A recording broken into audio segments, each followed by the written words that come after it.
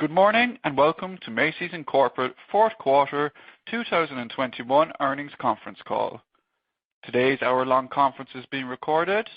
I would now like to turn the call over to Mike McGuire, Head of Investor Relations. Please go ahead. Thank you, operator. Good morning, everyone, and thanks for joining us to discuss our fourth quarter and full year 2021 results. With me on the call are Jeff Gennette, our Chairman and CEO, and Adrian Mitchell, our CFO. Jeff and Adrian have prepared remarks that they'll share, after which we'll provide time for questions. Given the time constraints and the number of participants, we ask that you please limit your questions to one. As a reminder, today's call is scheduled for 90 minutes. Along with our press release, we have posted a slide presentation on the investors section of our website, macysinc.com. In addition to information from our prepared remarks, the presentation includes additional facts and figures to assist your analysis of Macy's.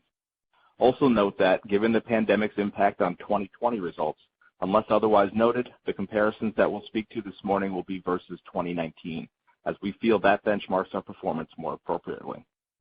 We noted in our press release this morning that on Wednesday, March 9th at 9:00 a.m. Eastern Time, Adrian will be participating in a fireside chat at the UBS Global Consumer and Retail Conference. This event will be webcast on our investor relations website, so please mark the calendars. Keep in mind that all forward-looking statements are subject to the safe harbor provisions of the Private Securities Litigation Reform Act of 1995.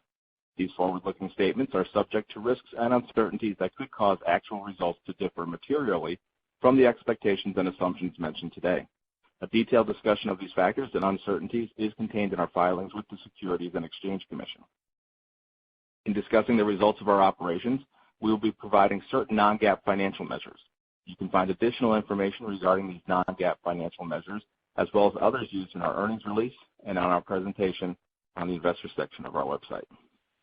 And as a reminder, today's call is being webcast on our website. A replay will be available approximately 2 hours after the conclusion of this call, and it will be archived on our website for 1 year. With that, I'll turn the call over to Jeff. Thanks, Mike, and good morning, everyone. Thank you for joining us. As we kick off 2022, I'm proud to say that Macy's, Inc. today is a stronger, more agile, and financially healthier company than we were before the pandemic.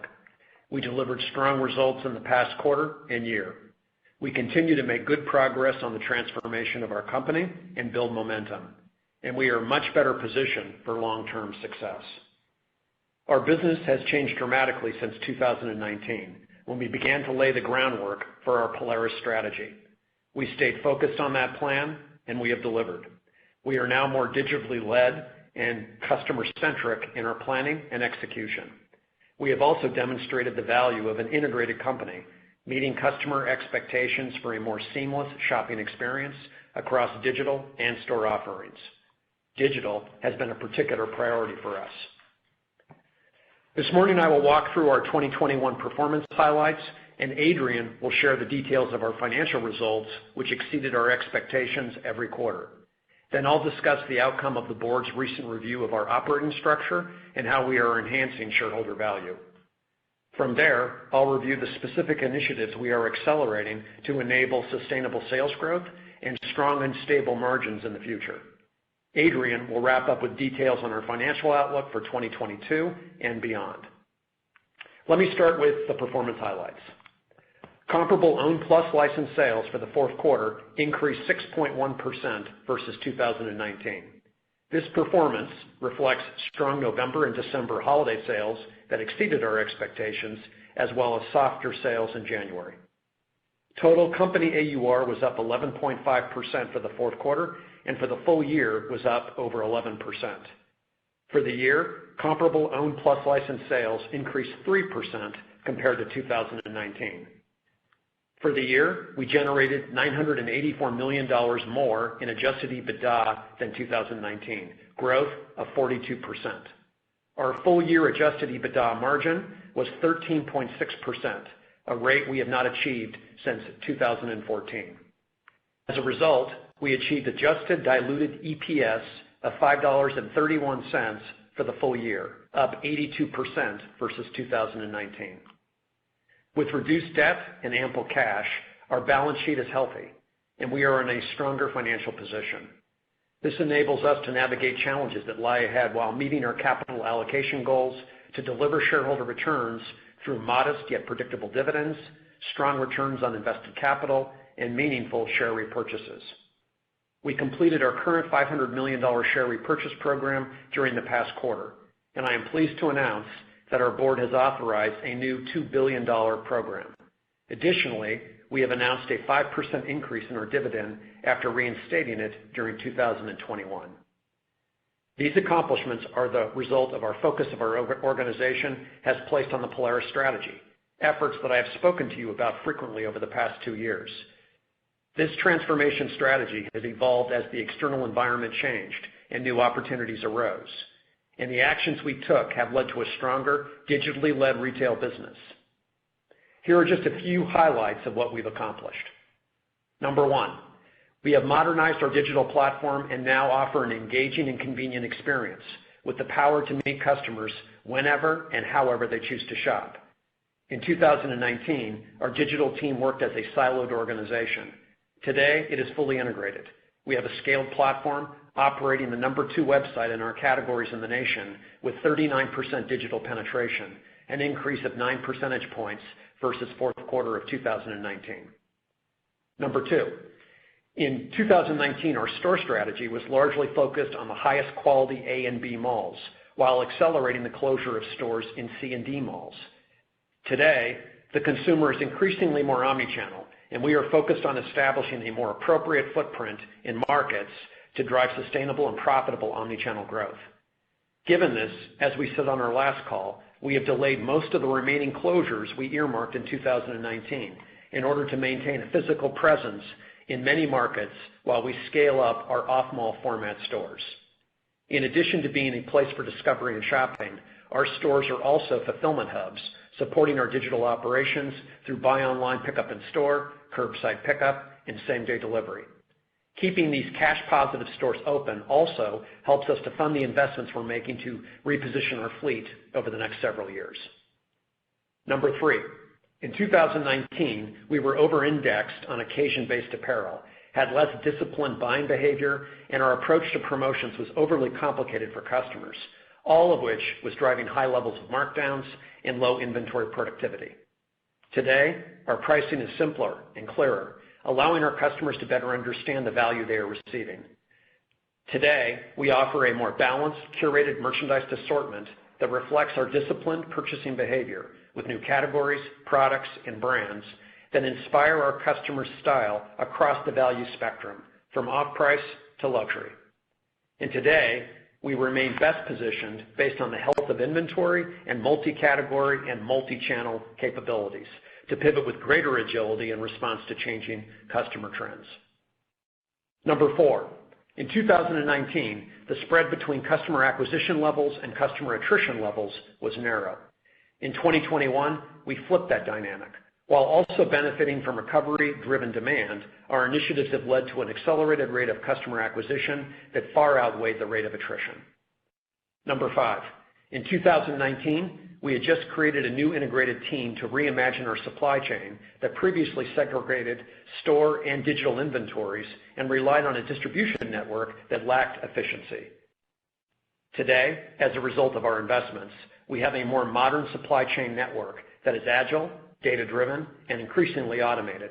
We've seen the results of this work pay off throughout 2021, from increased speed of delivery to operational efficiency and to better inventory utilization. And finally, we have invested in advanced technology and data science throughout our operations, enabling us to increase productivity and profitability of the entire business. To best realize our strategic goal of building profitable lifetime customer relationships, we successfully built a new enterprise data and analytics organization that is helping us to embed data and analytics into everything we do. We have already seen improvements in our efforts around personalization and pricing.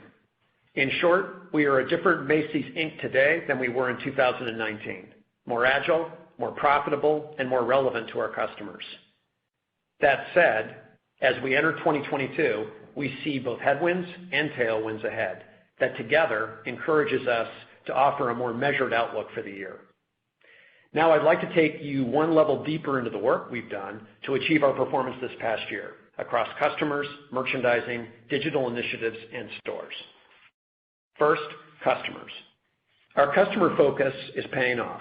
44 million customers shopped with our Macy's brand in 2021, up 1% from 2 years ago. They bought more and, combined with higher AURs, spent more on each visit. We are adding new customers with 7.2 million new customers in the fourth quarter, an 11% increase compared to Q4 2019, with 58% coming in through digital. Nearly 30% of these new customers were dormant over the past 12 months, who are now re-engaged. For the full year, new customers increased 26% over 2019 to 19.4 million. This trend reversal in customer acquisition is an important marker for us and a strong indication of the increasing relevance of the brand. We will continue pursuing our strategies to build on this momentum. Let's turn to merchandising. Through our data-driven merchandising approach and our team's agility and creativity, we successfully navigated supply chain challenges, ensuring we had a strong assortment for the holiday season. We placed bets on categories like fragrances, fine jewelry, home decor, men's outerwear, toys, sleepwear, and watches, which all performed well in the quarter. Bloomingdale's, which helps us reach affluent consumers, continued to see strength in luxury throughout the quarter, with strong performance from handbags, fine jewelry, men's shoes and contemporary, fragrances, and home. In addition to enhancing the shopping experience of our core customers, we also focused on new offerings to further attract the under 40 shopper. In the fall season, we added a curated selection of brands, products, and categories to 160 Macy's stores that appeal specifically to this younger, more diverse customer. These brands include Cotton On, Steve Madden, Michael Kors, and Levi's, as well as our new private brands, And Now This and Oak. We are pleased that our customer response and the results we've seen to date. This in-store strategy aligned well with the digital strategy to attract the under 40 customers that we rolled out in the spring through our contemporary sitelet. At Bloomingdale's, brands geared towards the under 40 customer had a record year. Our private brand Aqua and various luxury brands outperformed in both sales and margin in 2021. This brings me to our digital initiatives. Today, our profitable digital platform is more modern and engaging thanks to our redesigned app experience, personalized homepages, curated sitelets, and improved search function. Aided by the shift in consumer preferences, the growth of our digital business continued in 2021. Sales remained strong, and we saw healthy levels of conversion for Macys.com at 4.2%, a 13% increase compared to 2019. During the fourth quarter, Macy's app had the largest quarterly gain in downloads across our peer set, with an 81% increase in downloads over the third quarter of 2021. Today, our Macy's and Bloomingdale's digital teams operate more efficiently within a single back-end structure, while each nameplate retains separate dedicated site merchandising and customer-facing benefits. Compared to 2019, Bloomingdale's digital sales grew 51% during 2021, with traffic increasing 28%. Lastly, stores, a critical part of our integrated omnichannel ecosystem. The role of stores has evolved with customer shopping habits. The interplay between our digital and physical assets is critical, and we remain focused on sustainable omnichannel sales growth. During the quarter, 58% of our omnichannel markets, representing 80% of our sales, had growth above 2019 levels, and half of these grew by at least 10%. For the year, we grew sales in 52% of our omnichannel markets versus 2019. Now to the macroeconomic environment that we see in 2022. First, tailwinds. We believe the consumer demand will remain healthy as the job market improves and wages continue to rise. We expect demand to increase, particularly as people return to the office and to social events. International tourism remains a tailwind, particularly beyond 2022. This past year, international tourism was down 50% from 2019 levels, with the fourth quarter strengthening before Omicron weighed on consumer sentiment. With headwinds, we expect inflationary cost pressures both for us and consumers, uncertainty of industry promotional behavior, supply chain disruptions, competition for talent, lapping of stimulus packages, and potential COVID variants. But we are confident that our financial health and operational agility put us in a stronger position to navigate the dynamic environment and challenges we expect in 2022. Let me now pass it to Adrian for additional color on our Q4 results. Thank you, Jeff, and good morning, everyone. We're excited about the momentum gained through Polaris in 2021 and are focused on maintaining that momentum over the course of the coming year.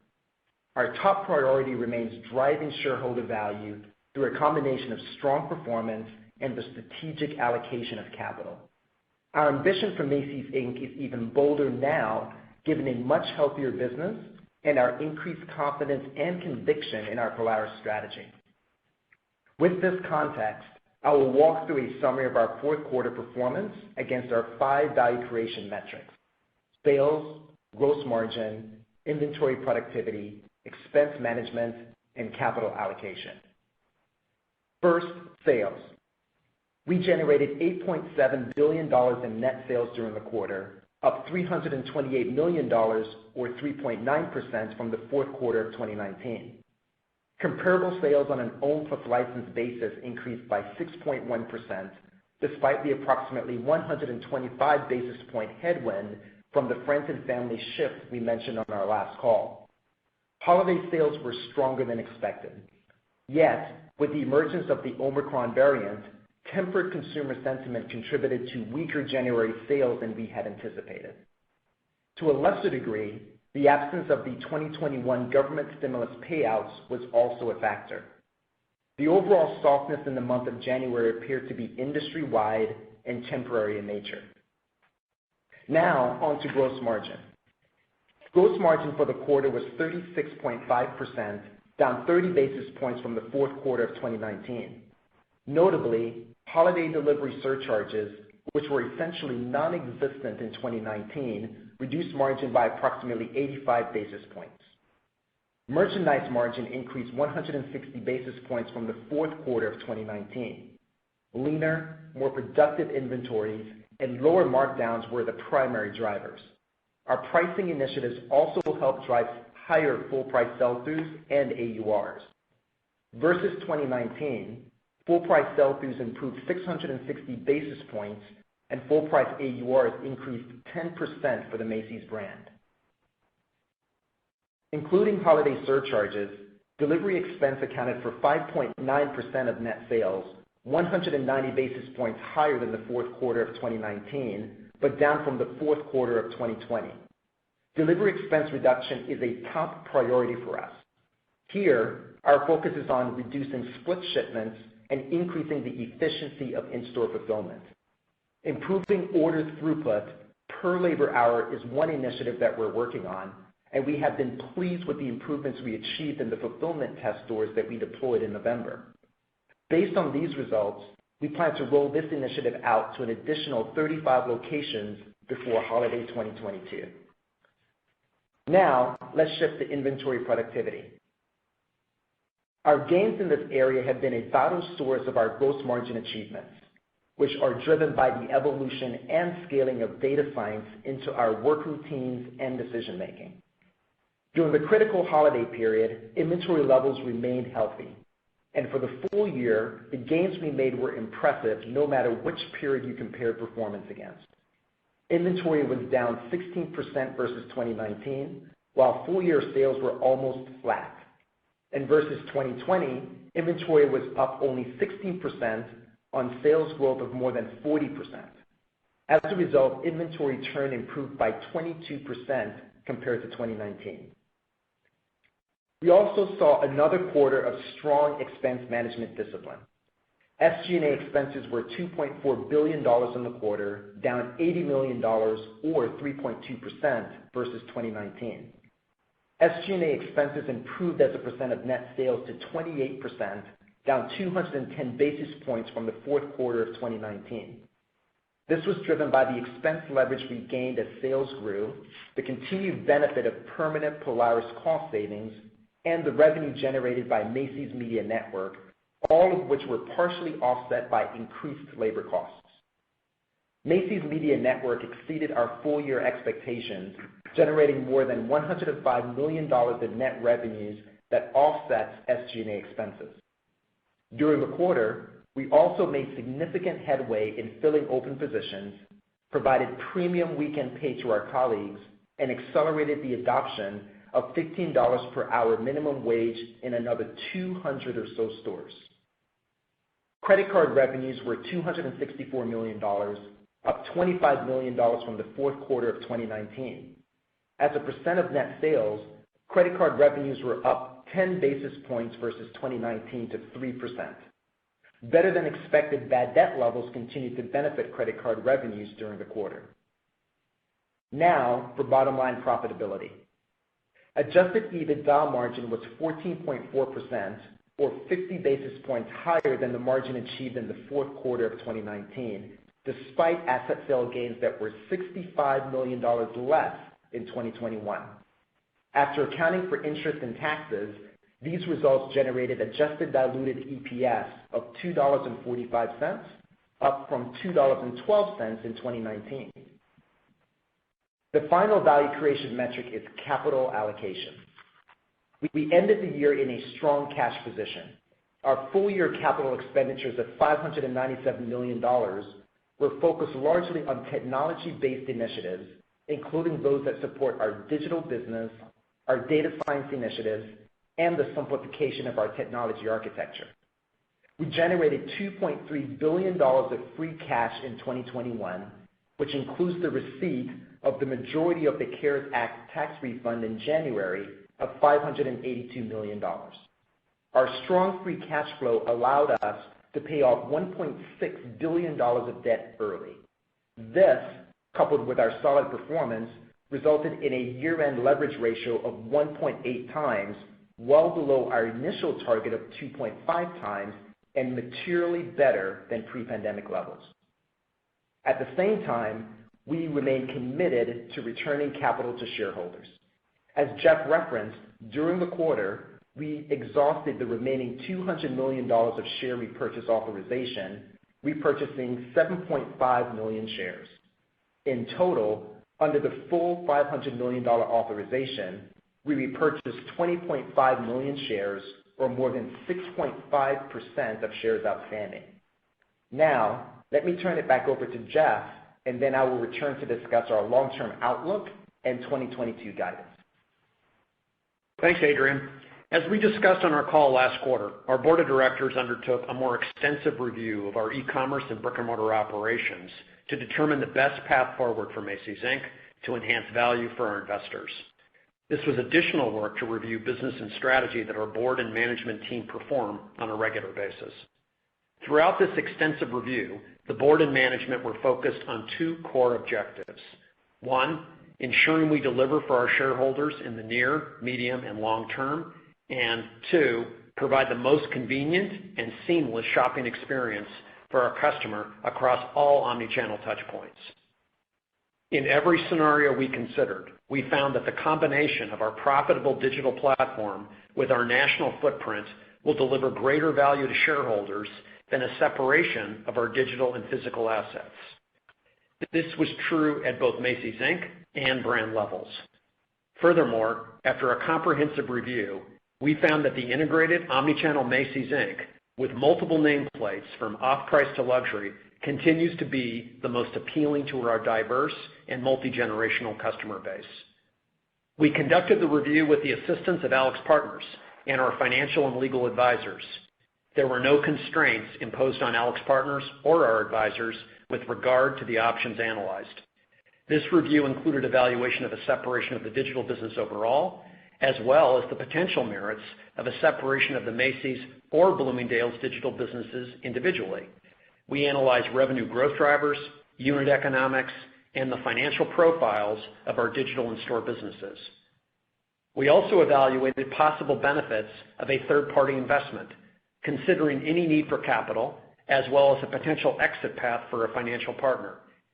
And we considered whether there would be value in issuing a special equity offering that would track the financial performance of our digital business.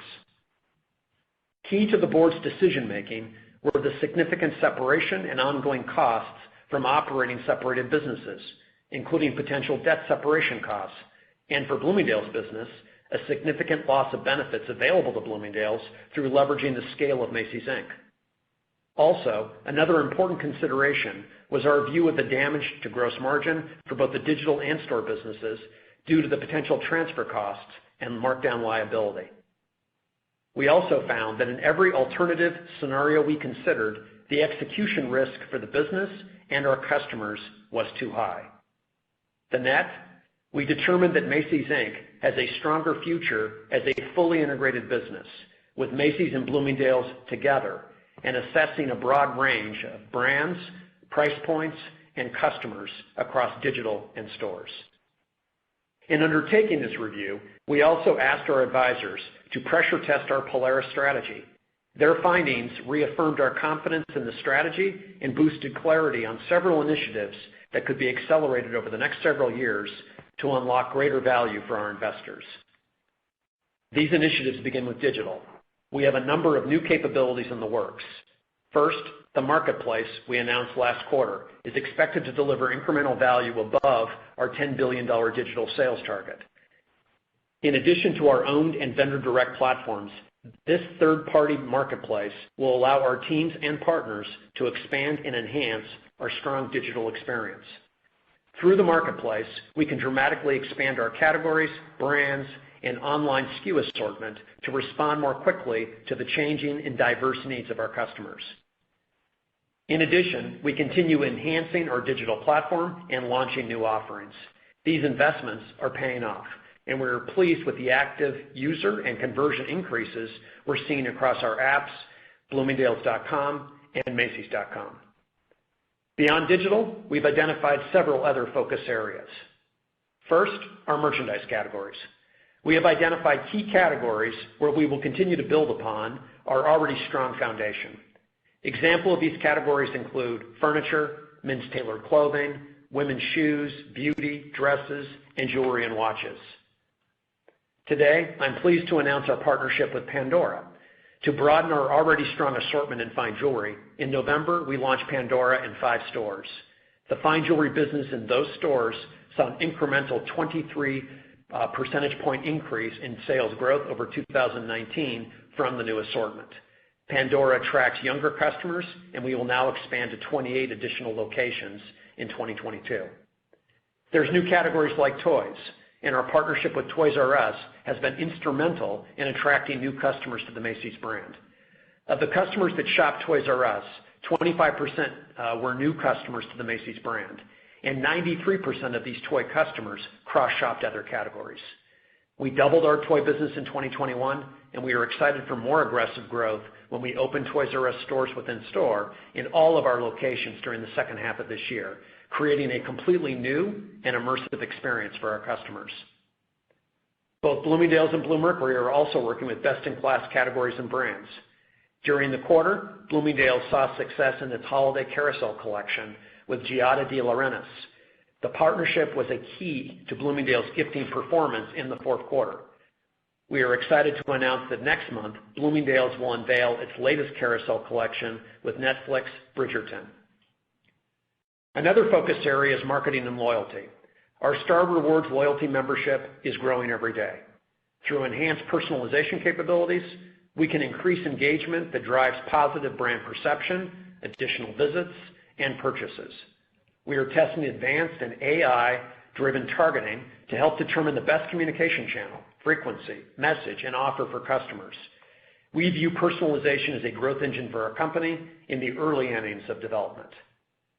Consistent with our digital focus, we have significantly shifted our media mix towards digital marketing. Today, 66% of our total spend is on digital versus 35% 5 years ago.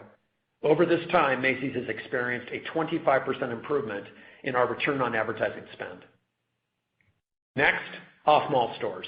We see big upside in repositioning our physical store footprint by scaling up our small format Market by Macy's and Bloomie's stores. We opened 3 Market by Macy's stores in 2021 and are seeing encouraging customer response. Sales exceeded our expectations, and we found that these stores are more productive to run and staff and stock with inventory. This new format is also bringing in new customers who are engaging with our curated under 40 brands and products. In 2022, we will open Market by Macy's and Bloomie's in additional markets as part of our omni-market strategy. Finally, the shopping experience. One common thread across our Polaris initiatives is the need to build new capabilities to ensure the shopping experience is as convenient and compelling as possible. This will drive growth in our active customer base and increase shopping frequency and spend per visit. Customers shop both online and in stores, so maximizing the combined experience remains key to our success. We look at our stores as destinations for both discovery and experience, as well as fulfillment hubs. So we will continue to invest appropriately in our stores to create a more connected, tech-enabled omni ecosystem. Now I'd like to speak to one of our most valuable assets, the Macy's brand. Starting next month, we're repositioning it with a promise to help our customers express and own their style. Expert in-person advice and personalized data-driven recommendations that help people express their personal style will differentiate us in a cluttered marketplace. This brand transformation is a key step within our Polaris strategy to win with fashion and style. We will also announce details of our new social purpose platform and commitments in a few weeks. Macy's Inc. has been a strong partner to the local communities in which we operate. But today, as stakeholders' expectations of corporations and of us change, we're prepared to better align how we do our work with the common good. As we transform our business, we see the opportunity to create a social purpose platform that leverages our scale, unique strengths, and culture to create more meaningful change in the world. Now I'll pass it on to Adrian for our outlook for 2022 and beyond. Thanks, Jeff. We believe that shareholder value will be enhanced through strong performance driven by the successful execution of our Polaris strategy combined with the efficient allocation of capital. We will make disciplined, risk-adjusted decisions when deploying the cash we generate. Given the ebbs and flows of consumer sentiment and the need to weather unforeseen risks, our first capital allocation priority is maintaining balance sheet strength. By doing so, we preserve the ability to fund investments that foster profitable sales growth and deliver healthy long-term returns. We will fund these types of investments and return excess cash to our shareholders, and will deliver direct returns to shareholders through a modest yet predictable dividend and meaningful share repurchases. With that in mind, let me walk you through our updated 3-year outlook. In light of the headwinds and tailwinds that Jeff spoke to earlier, we do believe that the macro environment will continue to offer some challenges. Nevertheless, we remain committed to achieving low double-digit adjusted EBITDA margins annually, and in 2024, expect to be within a range of 11.5 to 12.0%. For sales, we're targeting a low single-digit compound annual growth rate for net sales. We expect our long-term sales growth to be driven in 3 ways. First, the scaling of our digital marketplace, including expanding the depth and breadth of our merchandise categories, as well as the re-platforming of our core digital platform. Second, improving mall-based trends, supported by our investments in omni-channel capabilities and technologies. And third, the expansion of our off-mall stores. As we referenced earlier, the recovery of international tourism to pre-pandemic levels is not anticipated for some time, so there is potential upside should that occur within the next several years. For gross margin, we're targeting a rate in the high 30s, even as digital penetration increases to the low to mid-40s as a % of net sales. To do this, we're looking to maintain solid merchandise margins, aided by lean inventories, as well as additional profitability from our pricing initiatives and the growth of digital marketplace. At the same time, we'll be closely monitoring the promotional environment within the industry, which we recognize has been at historic lows this past year. In regard to future delivery costs, we've developed several initiatives to mitigate delivery expense while improving our customers' delivery experience. These include optimizing fulfillment algorithms, reducing split shipments through the use of data science, and enhancing inventory placement and assortment allocation. In addition, we began rolling out initiatives aimed at increasing item-level profitability for online SKUs this past quarter. Now let's move on to SG&A. We are targeting to improve SG&A leverage with increased digital sales and a more efficient staffing model in stores. The $900 million in permanent cost savings we realized over the last 2 years will remain a significant benefit to our SG&A leverage. At the same time, 2021's SG&A benefited from a number of open positions that we expect to fill. In 2022, a portion of the savings achieved through our Polaris initiatives will be reinvested to support our colleague financial, educational, and well-being initiatives. Based on this and wage inflation expectations, SG&A as a percent of sales is targeted to be elevated over the next 3 years from 2021 levels, peaking in 2022. Within SG&A, we also expect to continue benefiting from other profit pools, such as Macy's Media Network and additional opportunities that could arise when scaling our digital marketplace. Next, credit card revenues. In the near term, we're targeting credit card revenues as a percent of net sales to be slightly below our historic average of 3%. This reflects our expectation that bad debt within the credit portfolio will migrate to pre-pandemic levels over the next few years, and thus pressure returns. However, in the medium term, we expect proprietary credit card sales penetration to rise, which will offset the increased pressure from bad debt and help facilitate the rebound of credit card revenues to about 3% of net sales by 2024. Now, let's turn to our long-term capital allocation plans. We're targeting capital expenditures of approximately $3 billion over the next 3 years. Our spend will be primarily allocated towards our technology architecture, data science applications across our retail operations, digital platform enhancements, fulfillment capabilities in stores and further upstream, and our personalization efforts. In 2022, we're targeting approximately $1 billion of capital expenditures. At the same time, we also expect to continue to meaningfully monetize our real estate. We have a robust monetization program that has produced more than $2 billion in asset sale proceeds over the last 6 years. Our plan is to continue the strategic development of our assets to maximize our real estate values while repositioning our physical footprint to provide our customers a seamless and convenient omnichannel experience.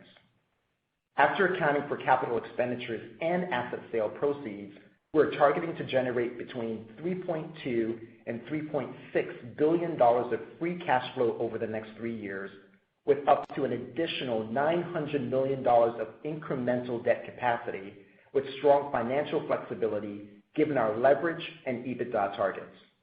This level of cash generation and cash capacity will continue to support our capital allocation priorities, which are grounded on our commitment to enhance shareholder value. Those priorities include, first, maintaining a healthy capital structure that is focused on best positioning Macy's, Inc. for access to bank and capital market funding under all economic scenarios. And second, maintaining investment-grade credit metrics with well-laddered debt maturities, which includes targeting an adjusted debt to adjusted EBITDA leverage ratio of 2.0 times or below. Next, we're committed to investing in initiatives that further strengthen our digitally led capabilities across the enterprise, including investments through our capital planning program, as well as other value-creating strategic investments. And lastly, we will return capital to shareholders in the form of a healthy yet modest dividend that increases annually and meaningful share repurchases absent more attractive investment alternatives.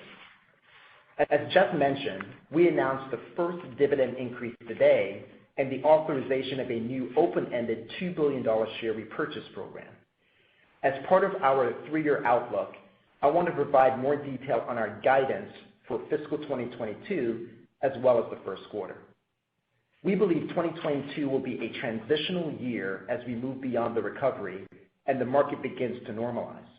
At the same time, we expect high levels of inflation to erode consumer discretionary income. Our 2022 expectations reflect our strategic positioning and the associated risks in what may be a more challenging market. Despite these challenges, we are committed to continuing the discipline we demonstrated in 2021 to drive strong margin performance through our pricing initiatives for merchandise margin, our continued focus on delivery expense mitigation, and our SG&A cost discipline. Now, let me provide the details of our full year 2022. For Macy's, Inc., we expect net sales to be flat to up 1%, with continued strong AUR performance at more modest levels than we saw during most of 2021. For our own plus licensed comp sales, we expect a 3-year compound annual growth rate of between 1.1% and 1.4%. That's growth from 2019 results. Digital sales are expected to be approximately 37% of net sales. We expect a gross margin rate between 38.1% and 38.3%, slightly down from last year, largely due to increased digital penetration and expected inflationary cost pressures. Credit card revenue of approximately 2.9% of sales is expected. From a rate perspective, SG&A is expected to be in the range of 33.7% to 33.9%. Asset sale gains are expected to be between $60 and $90 million. Adjusted EBITDA margin is expected to be between 11.0% and 11.5%. Net interest expense is expected to be approximately $190 million for the year. Adjusted diluted earnings per share is estimated between $4.13 and $4.52 and does not include the impact of any share buybacks that might occur throughout the year. Now, a few comments on sales trend within the year. We are targeting strong year-over-year growth in the first quarter, but we expect our quarterly net sales penetration as a percent of annual net sales to more closely align to our pre-pandemic quarterly cadence. Recall that we were still early in the recovery at this point last year, and that our results in the first quarter of 2021 were significantly affected by the pandemic. Impacts from the acceleration of the recovery and stimulus payouts more significantly benefited our results in the second and third quarters of 2021. This makes the year-over-year net sales growth in the first quarter of this year more favorable than that in the subsequent quarters. We also expect between 55% and 60% of our annual adjusted EBITDA, excluding asset sale gains, to be generated in the fall season. Of this, nearly 70% is expected in the fourth quarter. Additionally, outside of the first quarter, the remainder of asset sale gains are modeled in the fourth quarter. With those factors in mind, we expect net sales in the first quarter to be between $5.3 and $5.4 billion. For adjusted earnings per share, we expect the first quarter will be between 77 and 85 cents compared to 39 cents in 2021. This includes an anticipated benefit of approximately $25 million from asset sale gains, and again, does not include any impact from share buybacks. More details on our outlook are included in the presentation posted on our website. In summary, we are pleased with the results that we generated in 2021 and look forward to building upon our success not only in 2022, but over the next several years. We have proven that we have a highly resilient business, one with further capacity to grow profitably and enhance shareholder value. With that, I'll turn it back over to Jeff for some closing remarks. Thanks, Adrian. Today, Macy's, Inc. is a transformed organization. We are well positioned to compete successfully and profitably in today's market. We operate one of retail's largest e-commerce businesses, integrated with a nationwide footprint of stores and fulfillment centers.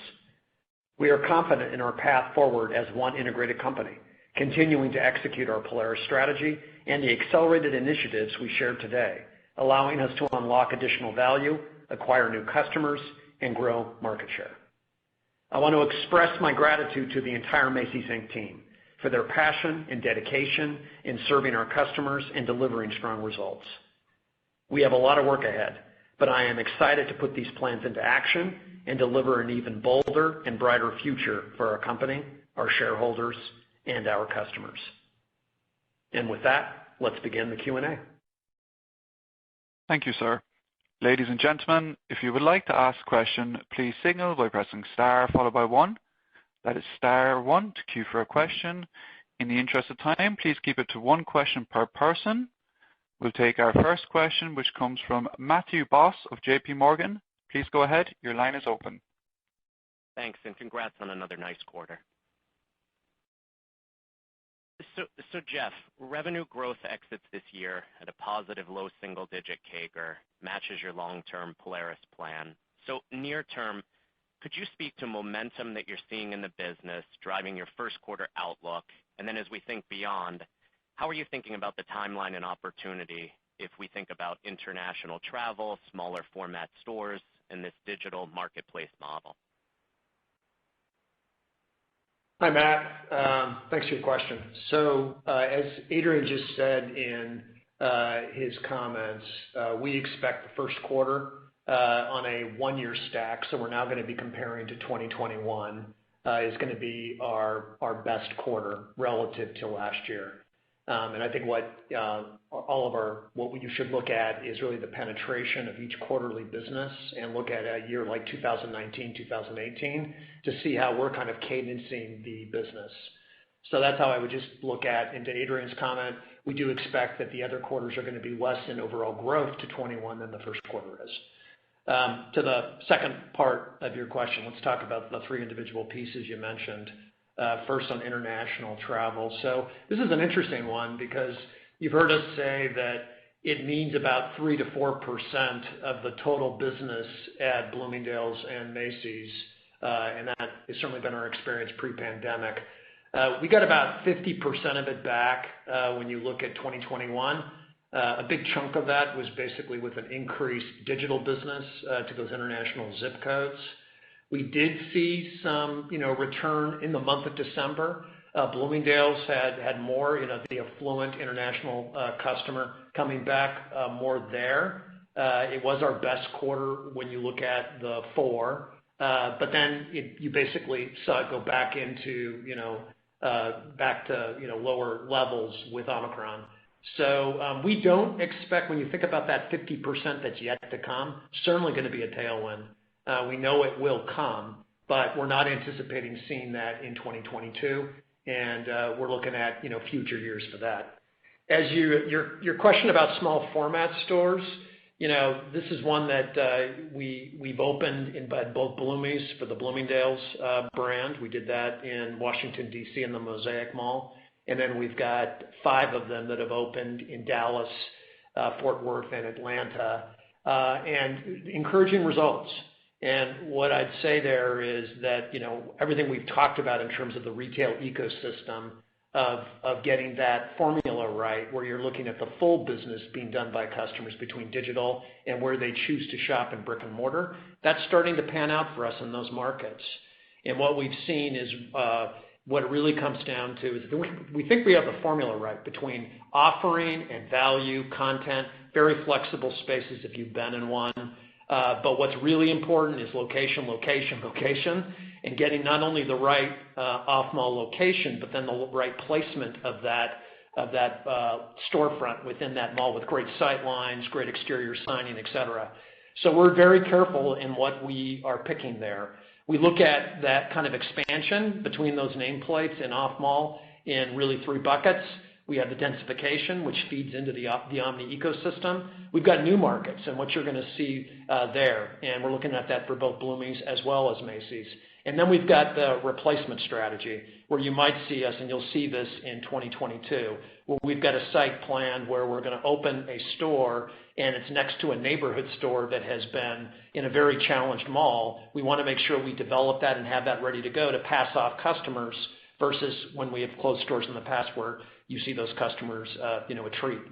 So that's what I'd say about small door strategies. And the last question is on marketplace, and that is, we're gearing up our team right now. So hiring up, very excited about the talent we're able to get. We've got our tech team working with our Miracle, which is our tech partner right now, syncing up that. And we're working with our merchant teams right now about the new categories that we're going to start with. So as we mentioned on our last call, expect Marketplace to add a lot of incremental value, and that starts in August of this year. Great. Best of luck. We will now move on to our next question from Lorraine Hutchinson of Bank of America. Please go ahead. Your line is open. Thanks. Good morning. I just wanted to focus on CapEx for a minute. How much is included in that $3 billion for this fleet transformation that you're talking about? And then how should we think about the pacing of the share buyback program? Thanks very much for your question, Lorraine, and good morning to you. So with regards to CapEx, we do have right now a smaller portion of our capital around the new store rollout. This is one thing that we want to make sure that we're continuing to prove ourselves into. As Jeff mentioned a bit earlier, we feel really good about the performance of these stores. We feel that we have the formula right. We're highly focused on location. But as we continue to think about the scaling of those stores, we'll continue to update our capital plans. Where we're spending a lot of our dollars in terms of the $3 billion is really around the omni-channel capabilities. And those things are things like personalization and the data science across our entire operation, our fulfillment infrastructure upstream and downstream, our digital marketplace. Those are the kinds of things that we're actually focused on in terms of our capital spend. And then your second question is really around share buybacks. We have $2 billion authorized, and we view that as very much open-ended. And as we think about the deployment of that excess cash, we're really focused on what's in the best interest of our shareholders. And so, as we've talked about before, our first priority is really maintaining a healthy balance sheet. The next priority is investing in high return initiatives, including strategic opportunities that will allow us to accelerate our Polaris strategies. And absent more attractive investments, we'll certainly return capital to shareholders in the form of dividends and a meaningful share buyback program. But the timing is very much open-ended for us, but we'll be very opportunistic about the $2 billion authorization. Thank you. Thank you, Lorraine. We'll move on to our next question from Omar Said of Evercore. Please go ahead. Your line is open.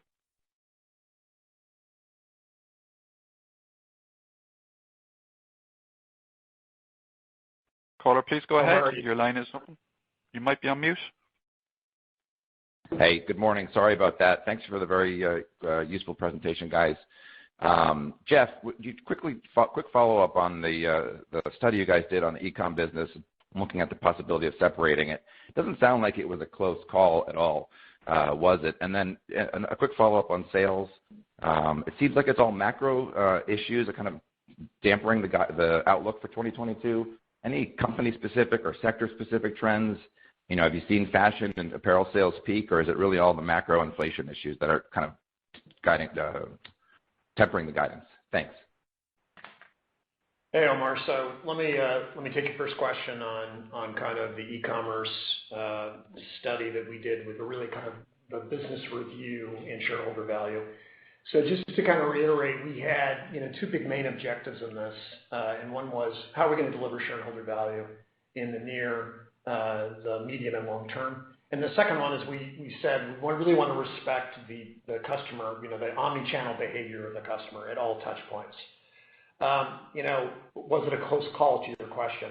I would just tell you that it was a very unconstrained and it was a really comprehensive review.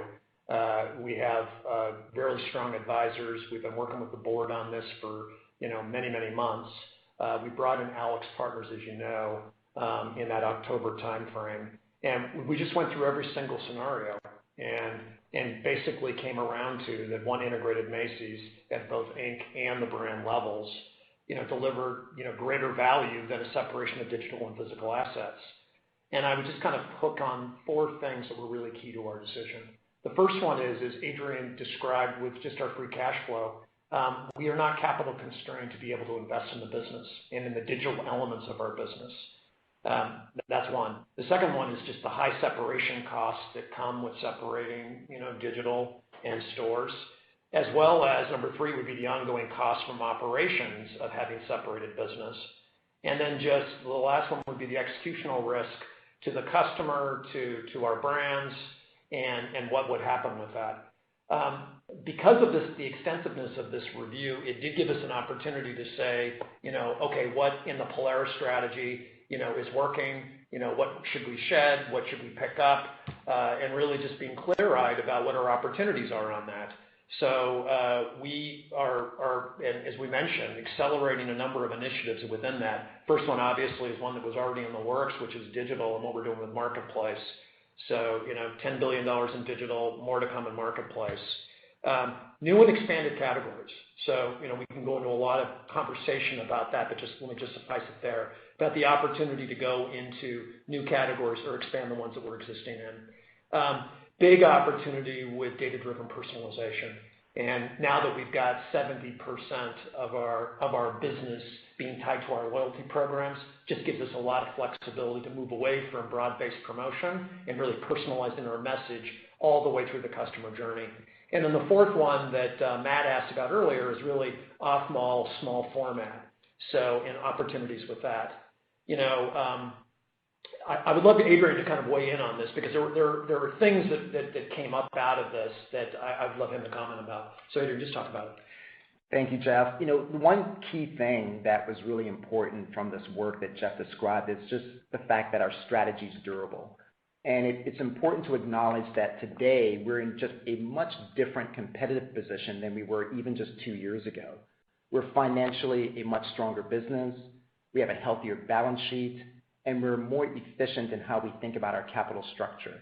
And this is really evidenced by the $3 billion, that we're planning to invest in capital spend over the next 3 years, in addition to the target of $3 billion of free cash flow that we're also expecting over that same time period. So the net of it, as we got through the research with our advisors, was we're not capital constrained, as Jeff alluded to earlier. And the accelerated initiatives that Jeff highlighted are initiatives that we can pursue now and into the future. Yeah, and Omar, to your second question, really kind of about the macro trends.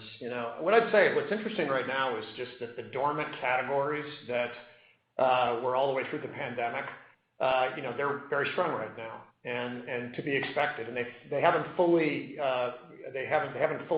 rebounded to the levels that they were in 2019.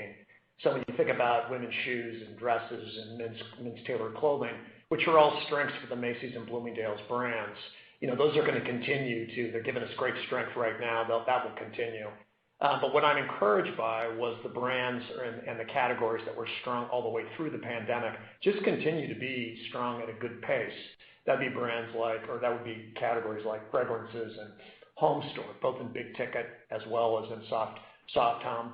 Big ticket was there was never a demand issue. There was a supply chain issue. That's starting to really improve. Fine jewelry was was quite strong through the pandemic, continues strong. Fine watches, sleepwear. So, we're continuing to watch the apparel areas.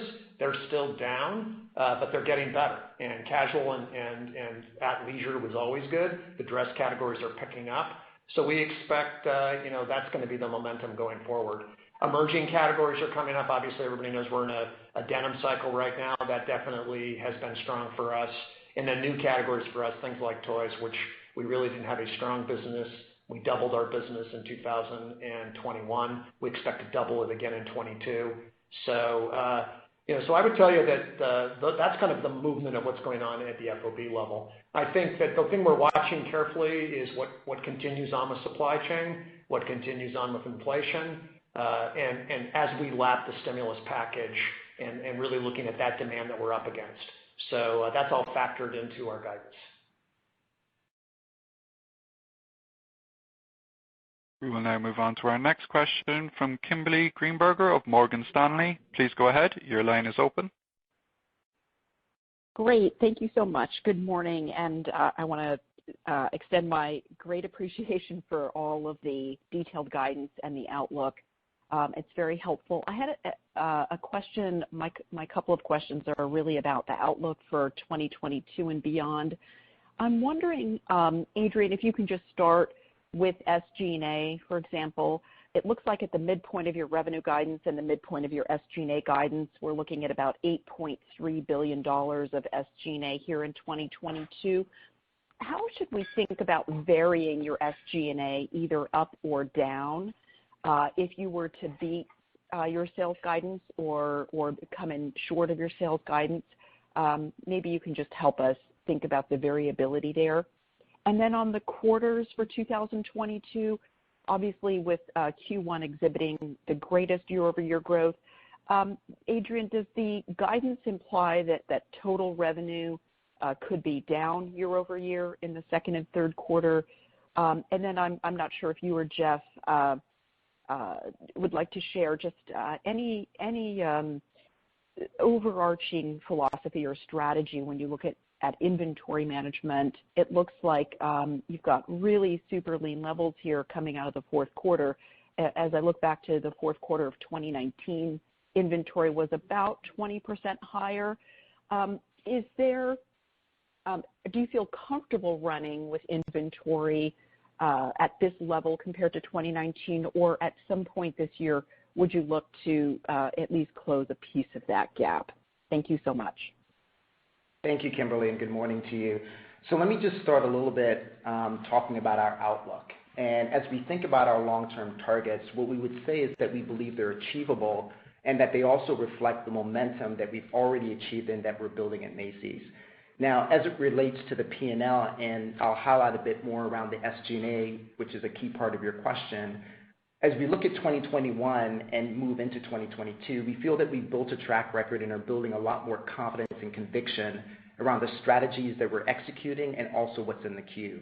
So look, we exceeded top and bottom line expectations every quarter in 2021. We expanded merchandise margins every quarter, and a lot of this was driven by new capabilities around inventory productivity and our pricing disciplines. And we created SG&A leverage as sales grew this year, and we learned a lot about that. And as we think about 2022, we do expect to see an elevation in SG&A, but peaking in 2022, we expect SG&A leverage as we move beyond 2022 into the out years. So a lot of that really results in a healthy level of adjusted EBITDA margin, which we are committed to having at low double-digit levels, and at the same time being able to generate strong free cash flow in order to support a lot of our investments in the business as well as returning value back to our shareholders. With regards to the quarters, to your point, if you think about where we were in the first quarter of last year, we're still very much dealing with the pandemic. And so we do expect that our first quarter will be stronger relative to our outer quarters of Q2 through Q4.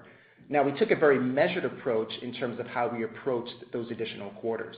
You know, as Jeff mentioned a bit earlier, we certainly recognize the headwinds with regards to inflation, which could impact discretionary spending for consumers, potential tightening consumption, you know, if employment gains start to revert, just a number of factors on the headwind side that really have to be balanced with the potential tailwinds that Jeff mentioned earlier around greater demand in areas like apparel with back to work, as well as going out for social events and potential upside in international tourism. So very much a measured view. And so the key thing to your point about Q2 through Q4 is we also have to consider that the second and third quarter sales were strong last year, and that was heavily driven by the recovery and driven by the stimulus packages. So this makes our year-over-year comparisons in those quarters much more modest as we think about the entire year and the quarterly cadence throughout the year. But I would reiterate that we view our quarterly cadence to be more consistent with our pre-pandemic levels than what we've seen as we've migrated through the pandemic. And then lastly, in terms of inventory, you know, we've seen a very healthy level of inventory productivity in 2021, and we expect to have those gains as we look forward in 2022 and beyond. The data science is a very key part of that, really understanding where demand is by channel and by market, being able to better align our inventory to where that demand is, using the data science to better forecast not only our sales demand, but also the necessary receipts, all the way down to an item level.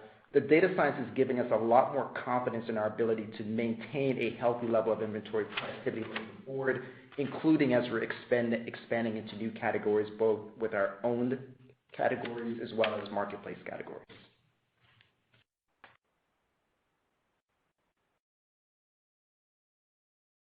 And we'll take our next question from Paul Lejuez of Citigroup. Please go ahead. Your line is open. Hey, thanks, guys. I'm curious, as you think about the sales CAGR over the next several years through 24, how are you thinking about the breakdown between transactions versus ticket, and how will pricing factor into that? Curious just how you're thinking about how to build on the AUR gains from this year. Thanks.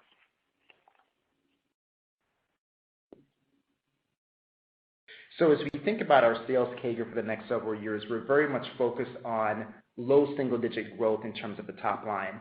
When we look at 2022 on a stack looking back to 2019, what you see is that we're up about 1.1 to 1.4%. Now, when we think about the combination of things that are driving that, number one is the importance of having active customers that are shopping more frequently and that are expanding their spend, not just in the core categories that you've known Macy's for a long time, but also new categories that we're extending to within our business as well. So we do expect as we move forward that AURs will certainly be a dimension of that, but much more modest levels than what we saw in 2021. But importantly, getting the frequency of customer purchases, getting them to extend into new categories, keeping the active customer file increasing, those are kind of the key drivers that's going to support our low single-digit growth in the upcoming years.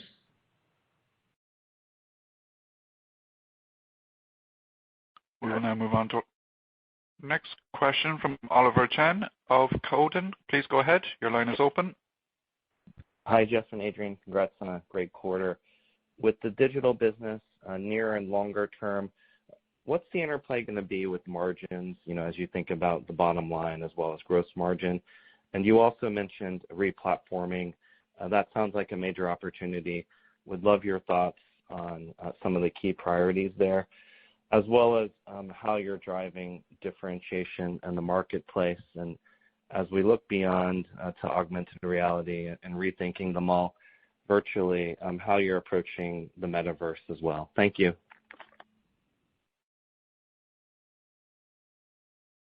You want to go with repositioning and I'll go with marketplace? Sure. Oliver, let me just say with marketplace, we're currently in the stages. We're not ready to announce how we're approaching the categories, but I would tell you that the merchants are looking at kind of tangential categories to existing content digitally that we have either through owned inventory or through VDF. And obviously, when you look at the breadth of offering that we have, we still have a lot of categories that we're not in, where customers accept Macy's as a trusted resource for that. So that's guiding kind of, when you think about the roadmap of how we're looking at this, we're looking at what the introductions will look like over the next number of years, but kind of expect kind of tangential categories is how we will launch in August of 2022.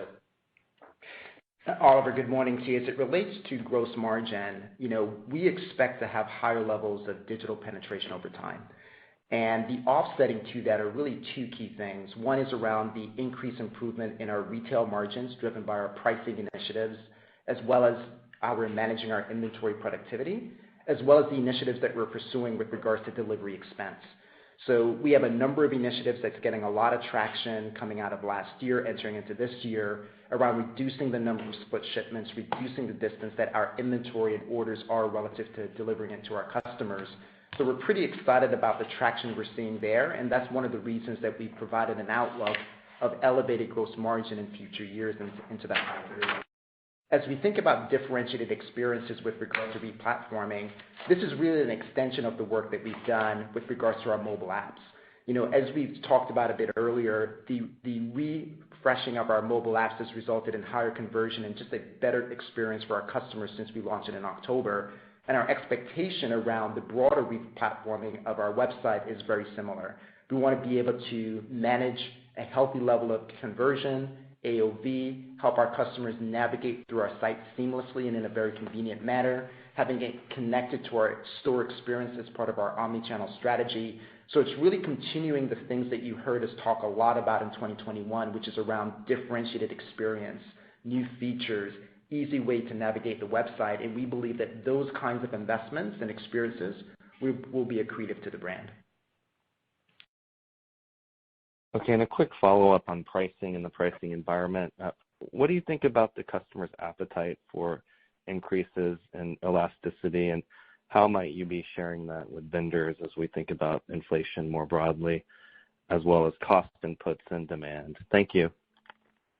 Yeah, Oliver, it's a great question, and it's a different story depending on what category you're in and what brands you're in and what the actual item is, whether or not it is a key item, opening price, whether or not it is fashion. So all of them have different rules.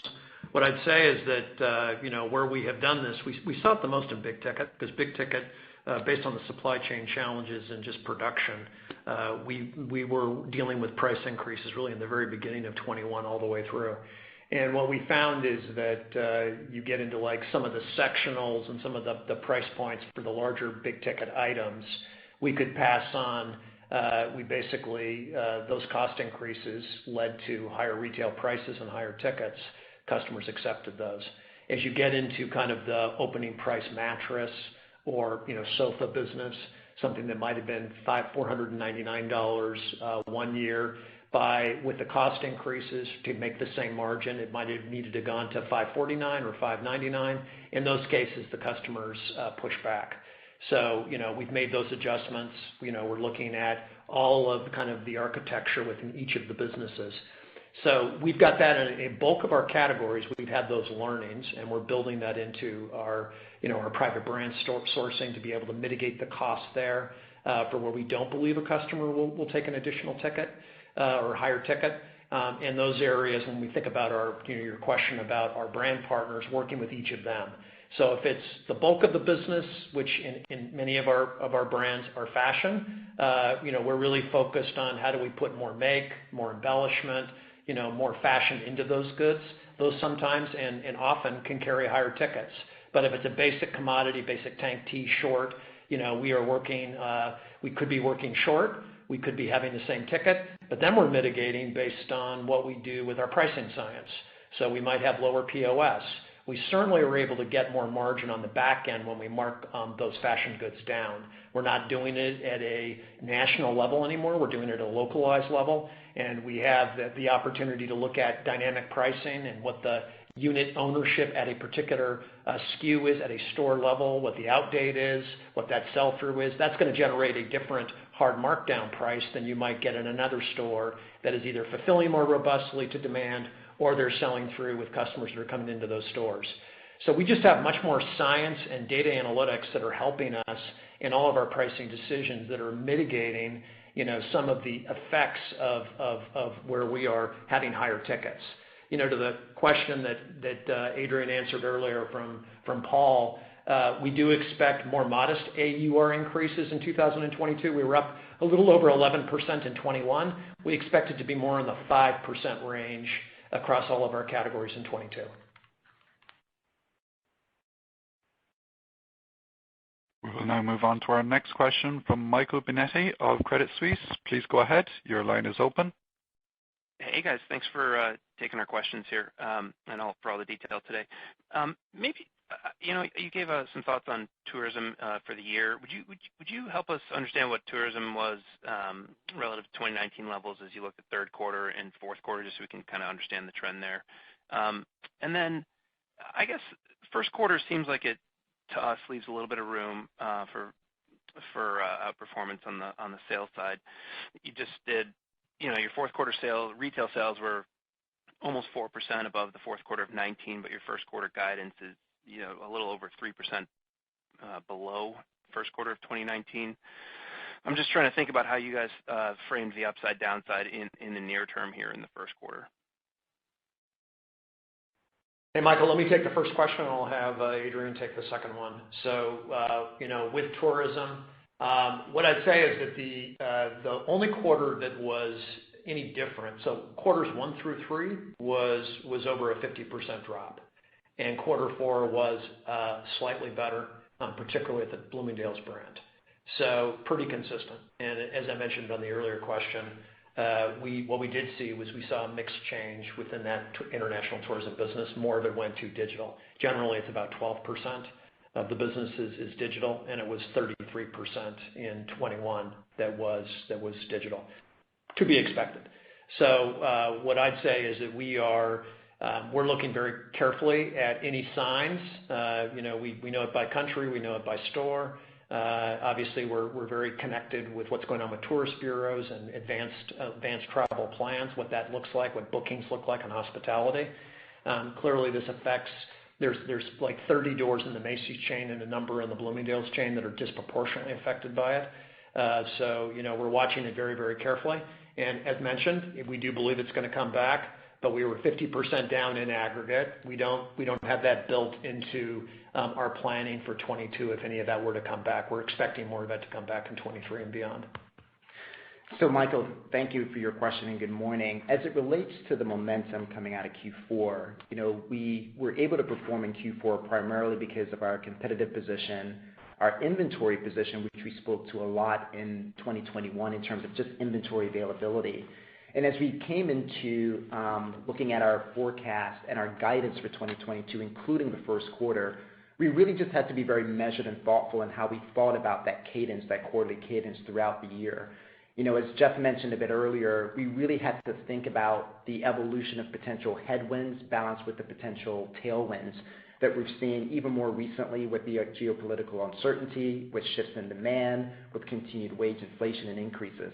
So, this makes our year-over-year comparisons more modest than what we would have seen in 2021, but yet we actually expect to have growth as we look at our comparisons relative to 2019. So those are the kinds of things that we considered that really factored into how we thought about the first quarter and also the subsequent quarters for 2022. And Michael, just to add to what Adrian said, when you look at the first quarter of 21, it really was that March stimulus drop that happened in March and the effect that had on our business. So when you think about it as a comparison between that and 19, think about it that way. We will now move on to our next question from Carla Casella of JP Morgan. Please go ahead. Your line is open. Hi, good morning. This is Mike on for Carla, and congrats on the quarter. Just wanted to ask a question about leverage. Given that it's come down, quite well ahead of schedule, we're just kind of curious, were there any noteworthy updates in regards to your conversations with the rating agencies? And should we kind of expect that the debt pay down, at least in the top line of the gross debt to EBITDA metric, is kind of put on pause for now as you kind of focus on other capital allocation priorities? That's all from us. Thank you. Thank you for your question.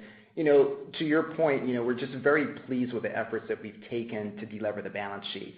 As I mentioned a bit earlier, the number one priority for us is to maintain a healthy balance sheet.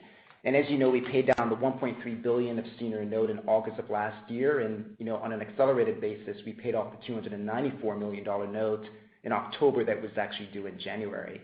When you think about the performance that we've had in 2021, we ended the year with a 1.8 times leverage ratio, which is well under our target of 2.5 times.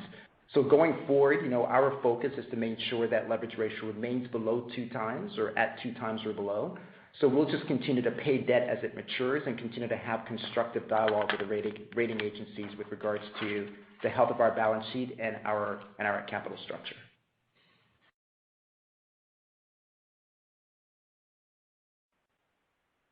We will now move on to our next question from Chuck Grom of Gordon Haskett. Please go ahead. Your line is open. Hey, thanks. Good morning. I apologize for the near-term question, but I'm just curious. You spoke to January being softer, and I guess I was just curious if you're seeing any noticeable changes in spending patterns by income cohorts in light of some of these inflationary pressures and the lap of stimulus, the end of child tax credits, et cetera.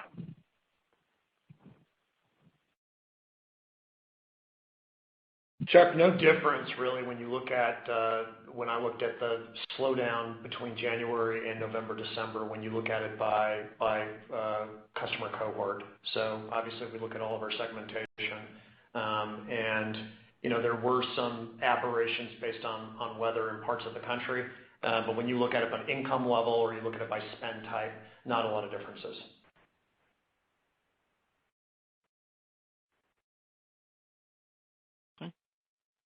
We will now move on to our next question from Dana Telsey of Telsey Advisory Group. Please go ahead. Your line is open. Good morning, everyone, and congratulations on the results.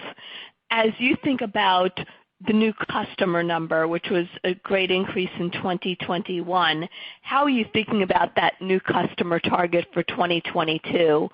And then just following on just delivery expense mitigation, how are you thinking about that over the next 2 or 3 years? Thank you. Let me take the customer, and I'll have Adrian take the second part, Dana.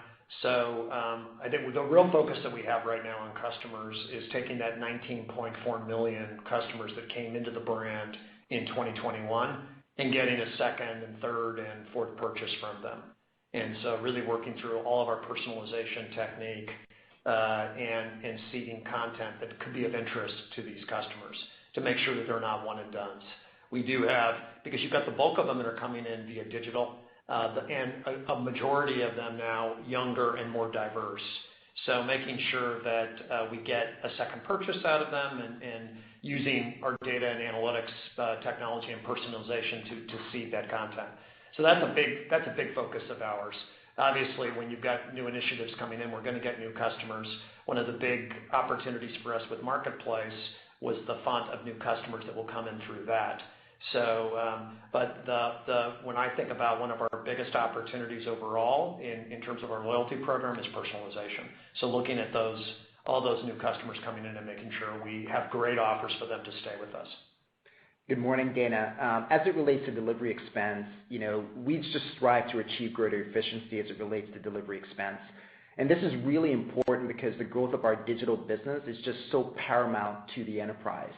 Now, as a bit of context, in 2021, we did increase digital penetration to 39%, which was up about 9 percentage points over the fourth quarter of 2019.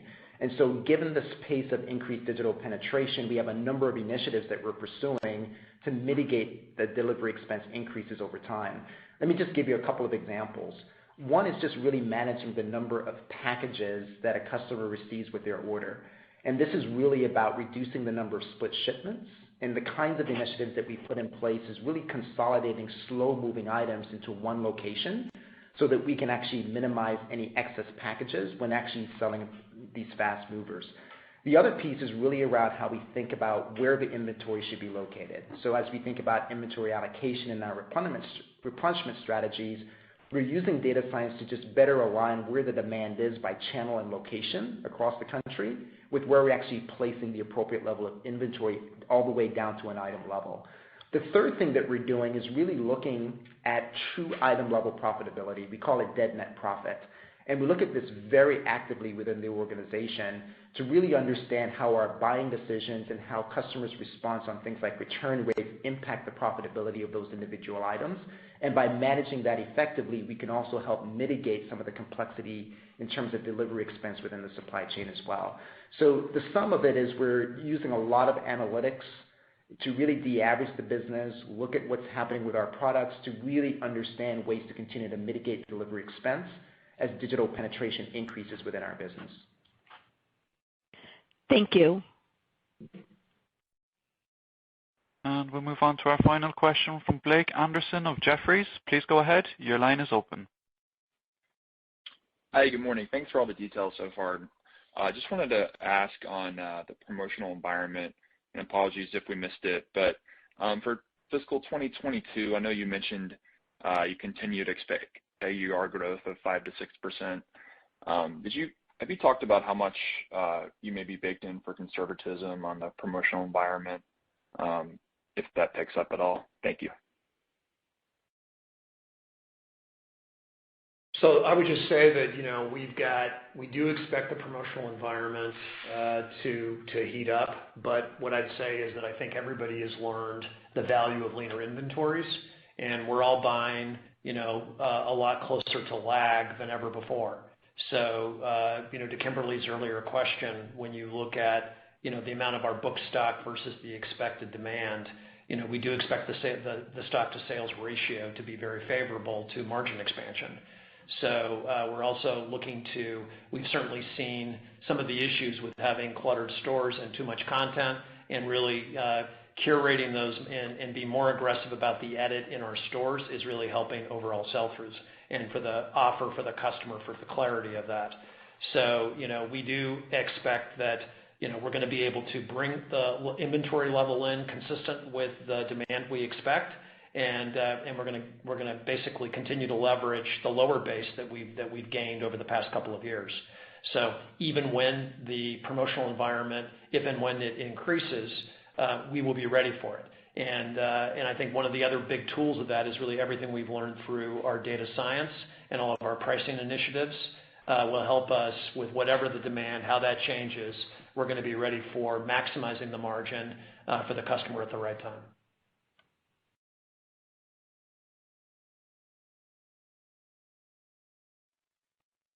And it appears we have no further questions over the audio at this time, sir. I'd like to turn the conference back for any additional or closing remarks.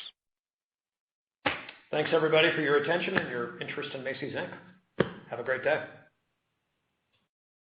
Ladies and gentlemen, this concludes today's conference call. Thank you for your participation. You may now disconnect.